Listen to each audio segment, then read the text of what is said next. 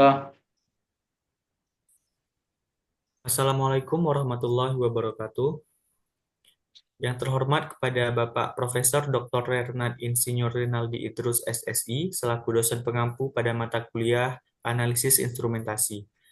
Pada kesempatan kali ini, kami dari kelompok 10 akan mempresentasikan hasil diskusi kami mengenai detektor SFC dan HPTLC-TLC.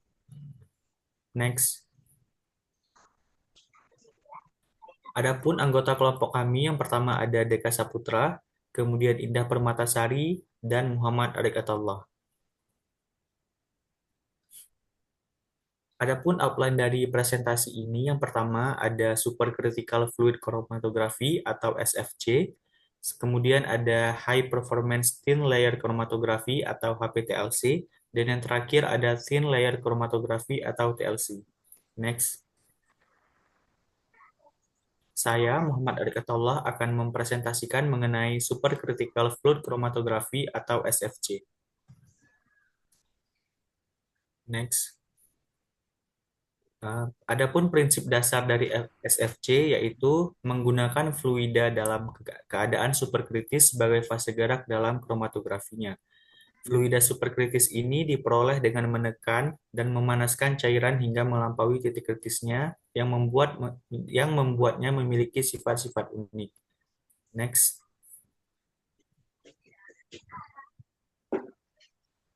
Selanjutnya, ini merupakan komponen dari instrumen SFC. Yang pertama ada gas supply, yaitu sebagai sumber gas biasanya berupa karbon dioksida yang digunakan sebagai fase gerak dalam kondisi superkritis. Kedua ada pump, yaitu digunakan untuk mengalirkan fluida superkritis dengan tekanan tinggi melalui sistem. Yang ketiga ada sampel injektor, yaitu alat injeksi sampel yang digunakan untuk memasukkan sampel ke dalam sistem secara tepat dan terkontrol. Yang keempat ada kolom dan oven. Kolom yaitu tempat terjadinya pemisahan senyawa dalam sampel. Sedangkan oven ini digunakan untuk menjaga suhu kolom agar kondisi superkritis tercapai sehingga memungkinkan pemisahan yang efisien. Yang kelima ada detektor. Detektor ini digunakan untuk mengidentifikasi dan mengukur senyawa yang akan terpisah. Yang keenam ada back pressure regulator atau restrictor, di mana komponen ini mempertahankan tekanan tinggi dalam sistem untuk menjaga kondisi superkritis selama proses pemisahan. Yang ketujuh ada komputer, di mana komputer ini sebagai sistem yang digunakan untuk mengontrol seluruh proses pemisahan pada SFC. Next. Selanjutnya ada jenis-jenis fase diam yang digunakan pada SFC. Yang pertama ada silika non-modifikasi, di mana silika ini bersifat sangat polar, kemudian cocok untuk pemisahan senyawa polar seperti alkohol, asam organik, ataupun amin. Yang kedua ada fase silika termodifikasi, di mana fase ini memiliki selektivitas yang lebih luas dibanding silika non-modifikasi dan juga sering digunakan dengan CO2 sebagai fase geraknya. Kemudian ada fase kiral, yaitu fase yang dibuat dari material seperti derivatif polisakarida, contohnya seperti amilosa ataupun selulosa, atau siklodextrin, dan fase ini dirancang khusus untuk memisahkan enantiomer atau senyawa yang bersifat kiral. Next. Selanjutnya ada kelebihan dan kekurangan dari SFC. Untuk kelebihannya yang pertama, efisiensinya tinggi, di mana kecepatan analisis yang lebih cepat dibandingkan dengan teknik kromatografi lain seperti halnya HPLC, karena fase geraknya memiliki viskositas rendah dan difusivitas yang tinggi, di mana hal ini menghasilkan waktu analisis yang singkat. Yang kedua yaitu ramah lingkungan, di mana menggunakan karbon dioksida sebagai fase gerak utama sehingga dapat mengurangi penggunaan pelarut organik yang berbahaya. Yang ketiga dari kelebihan SFC adalah ramah SFC dapat digunakan untuk analisis senyawa polar seperti karbohidrat maupun senyawa nonpolar seperti lipid. Selanjutnya ada kekurangan dari SFC. Yang pertama, ketergantungan pada CO2, di mana kebanyakan aplikasi pada SFC ini menggunakan CO2 sebagai fase geraknya. yang harus dimodifikasi dengan pelarut pendukung.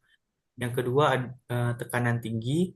Proses membutuhkan tekanan yang sangat tinggi di atas 100 bar untuk mencapai kondisi superkritis, yang dapat meningkatkan biaya peralatan dan risiko operasional. Yang ketiga, keterbatasan senyawa polaritas yang tinggi. SFC memiliki keterbatasan dalam menganalisis senyawa polar yang sangat larut dalam air.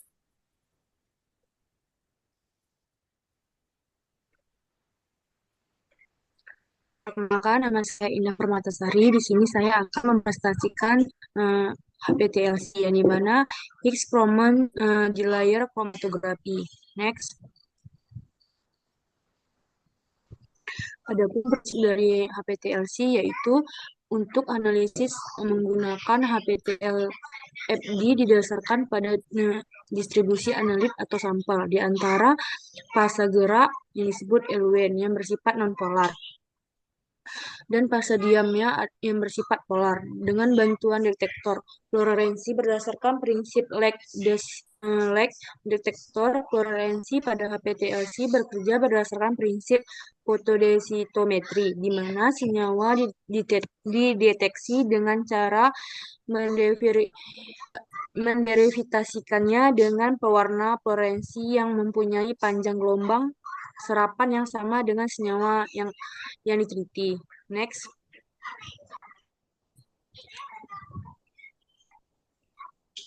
adapun komponen dari HPTLC yang pertama yaitu papan kromatografi, di mana papan lapisan yang dilapisi dengan fase stasioner biasanya berupa silika gel atau alumina.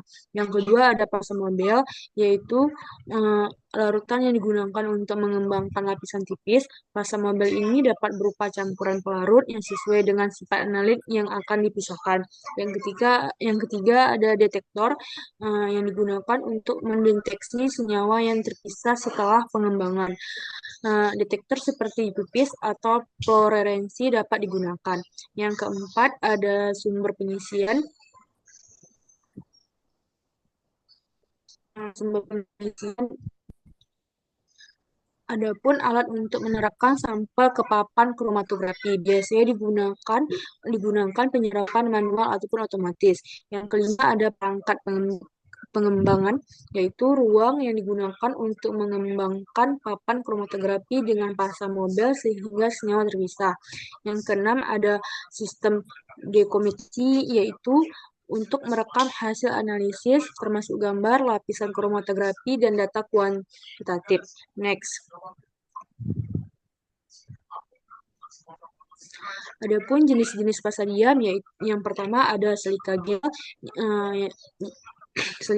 yaitu pasadium yang paling umum digunakan bersifat polar, cocok untuk mode fase normal dan memiliki sifat absorpsi yang baik untuk senyawa polar.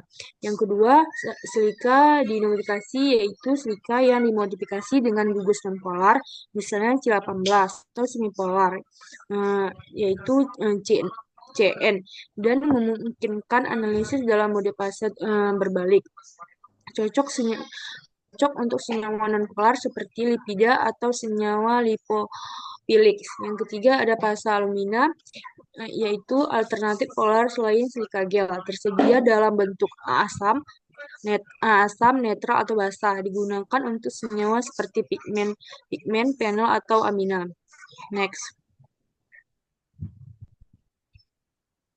Adapun kelebihan dan kekurangan dari HPLC, yaitu kelebihannya efisien waktu, yang dimana HPLC memungkinkan pemisahan beberapa sampel dalam satu waktu-waktu sehingga menghemat waktu analisis. Biaya rendah, yaitu biaya operasional dan pemeliharaan alat HPLC biasanya lebih rendah dibandingkan dengan teknik kromatografi lainnya seperti HPLC. Yang ketiga, ada visualisasi mudah, yang dimana hasil analisis dapat dilihat secara visual pada plat, memudahkan identifikasi senyawa. Yang keempat ada sederhana dan mudah digunakan. Prosedur HPLC tidak memudahkan tidak memerlukan keterampilan teknis yang tinggi untuk pengoperasian. Yang terakhir ada bisa digunakan untuk berbagai jenis sampel. HPLC dapat digunakan untuk analisis berbagai jenis sampel, termasuk senyawa organik, anorganik, dan biologi. Adapun kekurangannya yaitu ada resolusi terbatas, meskipun HPLC lebih efisien, resolusi terpisah mungkin tidak setinggi setinggi dan terutama untuk senyawa yang mirip. Reproduksi silitas ada yaitu variasi pentingnya dan pengembangan dapat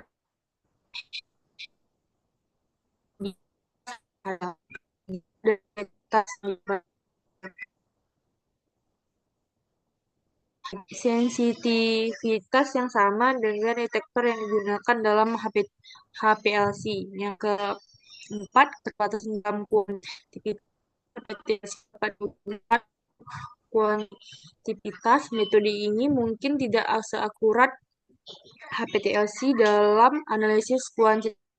Yang terakhir ada pengembangan yang lebih sulit. Pemeliharaan fase mobil dan kondisi pengembangan yang tepat dapat menjadi tantangan dan memerlukan optimum.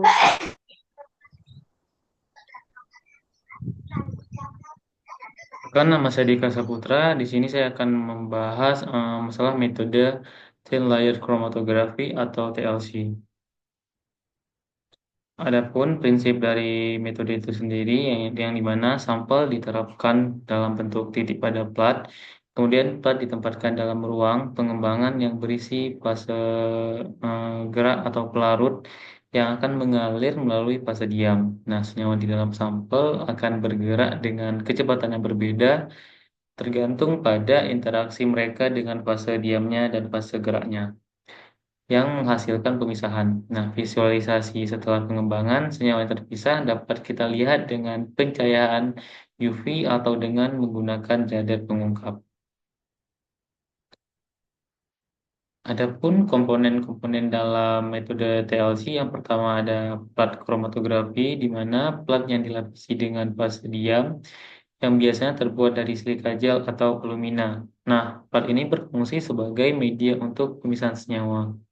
Kemudian ada fase gerak, di mana larutan yang digunakan untuk mengembangkan plat. Nah, fase gerak ini dapat berupa campuran pelarut organik dan polar, seperti enheksan dan etil asetat, yang dipilih berdasarkan sifat senyawa yang akan dipisahkan. Kemudian yang ketiga ada sampel, di mana larutan yang mengandung senyawa yang akan dianalisis. Nah, sampel ini diterapkan pada plat dalam bentuk titik atau garis.